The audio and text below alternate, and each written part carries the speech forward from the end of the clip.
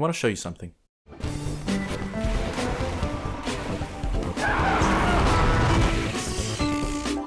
What do you think is going to happen next?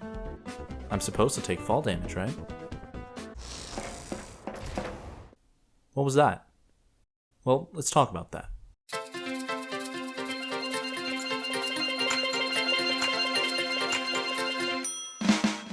Source, the physics engine for TF2, is a bit weird. The black sheep of physics engines, and infamous for what people like to call source spaghetti. Now, what you just saw there was an example of this in action. You see, all TF2 characters have what's called a bounding box around them. This bounding box is, well, a box.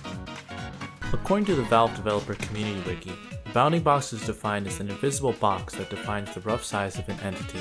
It's chiefly used to determine when the entity is visible and to perform cheap Q-physics collision tests. That basically translates to a box that determines if you've hit the environment. Edge bugging happens when the last pixel of your bounding box and the last pixel of an object collide. This cancels all of your vertical momentum, but retains your horizontal momentum. Since damage in the source engine is tied to falling speed, if you hit an edge bug close enough to the ground, you can survive a fall that should have resulted in your death. As you can see in the earlier clip, I hit an edge bug on this railing, which allowed me to not take any fall damage.